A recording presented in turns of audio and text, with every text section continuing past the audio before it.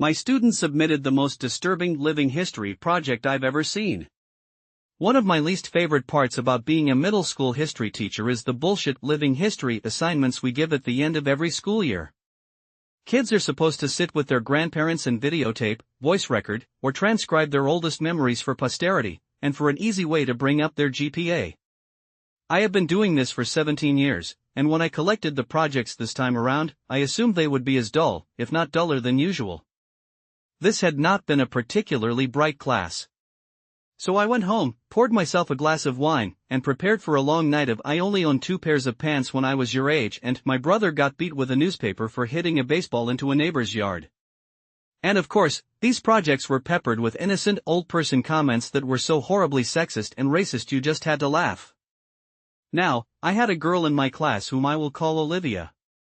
She was pudgy, quiet, and proved herself a consistent B student. I expected her project to be as unremarkable as her, and perhaps that's why I was so profoundly disturbed by what I witnessed that night. Olivia had submitted 2 discs for some reason, so I began with the one marked interview. My screen hiccuped twice before a grainy image of a living room came into view. The place was a hoarder's hell. Olivia was curled up in an armchair clutching a notebook and looking like a scared animal. Across from her sat a man with a somber countenance, smoking a cigarette and staring at her expectantly.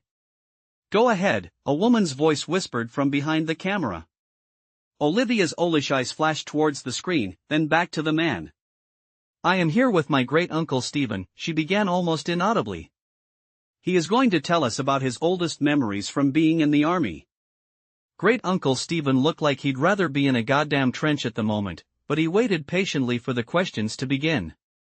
Not surprisingly, Olivia read verbatim from the suggested question sheet I had handed out to the students. He answered her curtly. Once or twice I heard her mother whisper, "Speak up, Olivia," from behind the camera. Typical, boring shit. So I was intrigued when Olivia set down the notebook and asked, "Did you like being in the army?" That was totally off script. Great-uncle Stephen emitted a chain-smoker's wheeze.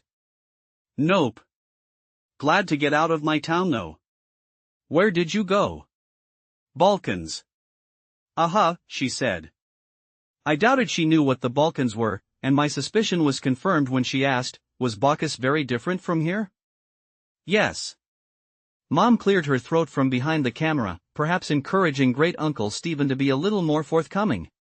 But Olivia seemed genuinely interested. "Uncle Stephen," she asked, "what is your very worst memory from the army?" The old man crushed his cigarette in the ashtray and then slowly lifted himself out of his chair. "I'll be back," he mumbled. The camera cut off. When the screen flashed back on, everything was the same except Great-uncle Stephen had several pieces of paper and plastic sleeves laid atop all the crap sitting on his coffee table. One, he held in his hand. "I was a kid when I enlisted," he said, looking at Olivia. "Your brother's age," he told her. Olivia nodded. "I never saw combat. Both of my deployments were to cities in Eastern Europe that had been destroyed by civil wars. Everything was a mess. I felt like a janitor for fuck's SA-. Ahem." Mom coughed. Great-uncle Stephen sighed and looked at his paper. "My unit was assigned to a school that had been obliterated by all the violence. Broken windows, caved-in rooms, and for some reason, the part that got to me the most was that the school had been like this for years before we got there. No one had lifted a finger to fix it. I saw kids walk by it on their way to go. Beg for money or whatever shit they did. The camera dipped towards the floor as I heard Mom whisper harshly at Great-uncle Stephen. I couldn't make out what she was saying, but it wasn't hard to imagine. "Do you want to hear this goddamn story or not?" I heard him bark in response. "Then you better let me tell it how I want." "Mom," Olivia chimed. "Please stop interrupting. Are you presenting this in front of the class?" "No, Mom, we're just handing it in to the teacher." "I'm sure he's heard the word shit before," Great-uncle Stephen contributed helpfully. I wasn't a he as a matter of fact, but other than that the statement was accurate. The camera was lifted and after a couple of blurry focus adjustments, the shot was the same as before. "I'm talking too much anyway," he grumbled. He lifted the piece of paper in his hand close to his face. In the basement, I found this letter. I didn't know what it said, but I had a buddy of mine translate it. So I'm gonna read it now. And then I'll tell you what I saw in that basement. A chill ran down my spine. Mom zoomed in to Great Uncle Stephen and his letter. His palsied hands trembled as he held up the paper. This is what he read. Dear Sir, I never loved my country. So many of these skirmishes are born from patriotism, a power struggle for the shards of a once great empire, but I do not care what name my home has on a map. This fighting is senseless and I stay as far away from it as I can. It was not these attacks and disorganized violence that took the lives of my wife and child. It was illness. Mercifully, it happened quickly for the baby. Nadia suffered for longer. I watched in horror knowing I could do nothing for them. My only solace is that I was there for them every step of the way. I stopped going to work one day, and no one came after me. I doubt they noticed I was gone. Since the school was simply across a field, visible from my window, it would have been easy to go for a few hours each day and come home quickly to care for them. But what was the point? All I did was clean floors. I was as useless to the world as I was to my family. I tried to take Nadia to the hospital, but the journey was too long and taxing. I brought her home and she died that night. After Nadia and the baby were gone, well, I don't remember much. I didn't leave my hovel, barely ate and slept, thought many times of taking my own life. Tempting though it was, I felt paralyzed by my own helplessness. The one thing that kept me sane was my radio. I never turned it off once. Even though I didn't listen to the words being said, in fact, the channel I got the clearest was in English, I think, which I don't speak a lick of. But the voices, the music, and the true knowledge that life existed beyond this violent city sustained me. I have no idea how long passed before I saw the light of day again. I was dizzy from hunger, so finding food was my priority. My radio came with me, of course. Since I first holed myself up, it has gone everywhere with me. It talks to me as I sleep and as I wake. I don't know what it's saying, but I know I would die without it. Once I had some water and food, it occurred to me that the only thing left to do was go back to work. So I did. The following morning, I simply returned to the school where I was a janitor and got back to work. Nobody made a big deal out of it. Like I said, Nadia had been sick for a long time, and those who worked at the school knew it. I appreciate that no one had pestered me to come back to work during the hardest days of my life. The teachers never said much to me, but we smiled at each other in the halls, and that mutual respect was perhaps the reason I decided to come back at all.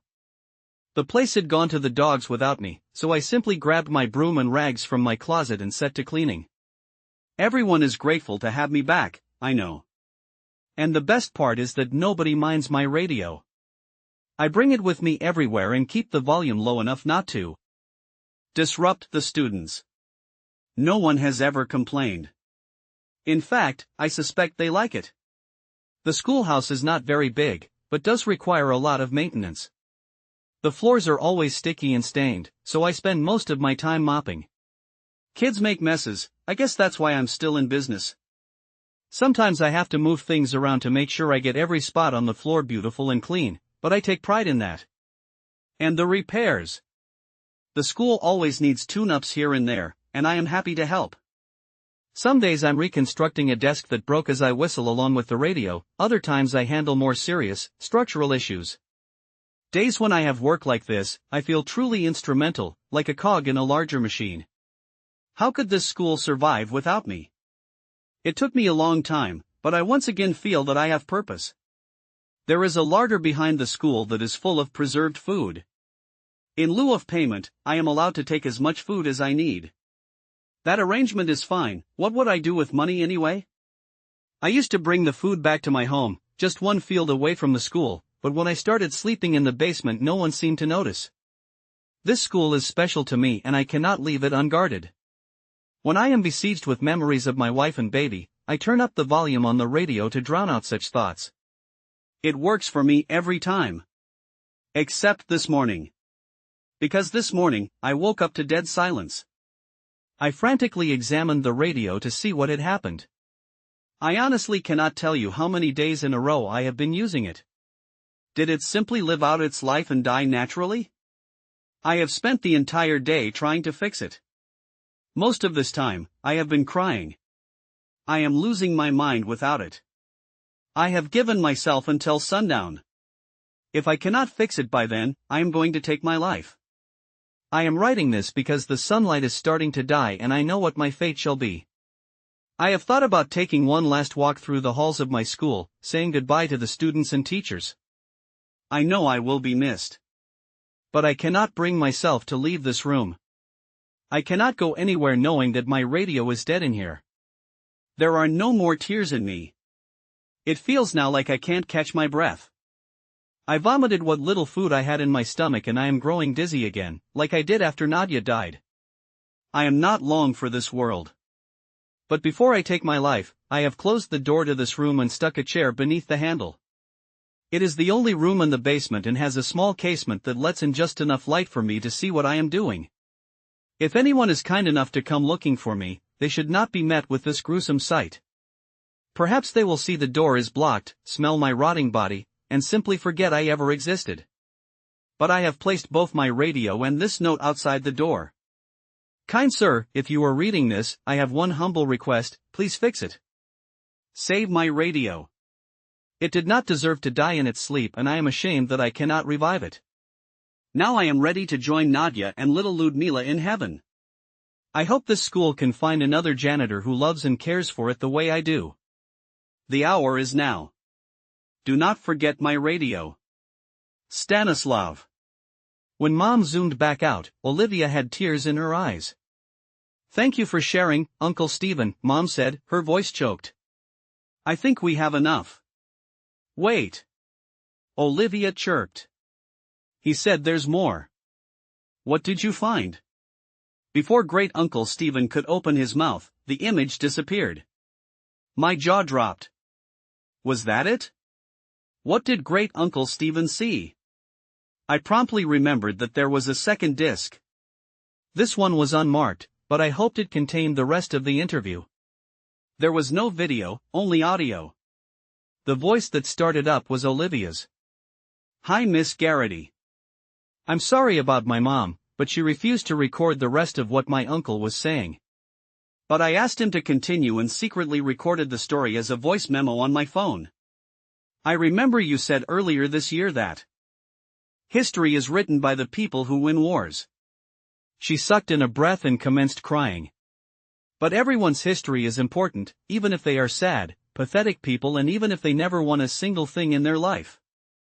I haven't slept through the night since I finished this project, but you have to hear what my uncle has to say. There were tears in my eyes, too. The sincerity of her words was beautiful. I was also flattered that she had remembered some trite phrase I threw around because it was what my history teacher said to me. Before I got too sappy over it, the audio began again. Fine, came Mom's frustrated voice. If you want to hear the rest of the story, fine, but this is not appropriate for a school project. Let me finish, Great Uncle Stephen snapped. If it's too much for you, help yourself to a snack in the kitchen. But Olivia wants to know what happened. I heard her mother mumble something and walk away. Olivia and her uncle were alone. I imagined her looking at him expectantly. So did you find the radio? Or did it get ruined when the school got blown up? He rasped and I heard the distinct click of a lighter. That letter, he began slowly, had a date on it. What date? She inquired hungrily. It was dated 2 weeks before we started rebuilding the school. Didn't you say the school had been destroyed like 2 years ago? Yes, replied Great Uncle Stephen. It had been.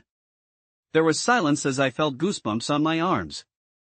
The images that came to my mind were almost too overwhelming to express, but Great Uncle Stephen put them into words effortlessly. Clearly he had spent his whole life thinking about it. This man, this Stanislav, went to a vandalized, falling apart schoolhouse and cleaned up blood and rubble like it was spilled drinks and dust. He smiled at dead bodies in the hallway and believed they were smiling back at him because they liked his radio. He moved around corpses so he could sweep the ground under them. The roof was half collapsed, So when it rained, he must have gotten soaking wet but was so oblivious that he didn't even feel a thing. I could hear Olivia crying steadily. I found the larder he was talking about. It was all pickled, preserved food that probably tasted like shit. Most of the stuff was moldy. Did you see the dead body? Yes. Hanging from the ceiling, but still amazingly lifelike. He wasn't rotting away. This hadn't happened years ago. Did he look peaceful? She asked, a chord of desperation in her voice. Couldn't tell you. The smell was rank, and his face was blue and his eyes were bulging. Like this. I imagined him demonstrating. And the radio? Olivia wept. I heard Great Uncle Stephen take a long drag of his cigarette. It was there, all right. And it was still on.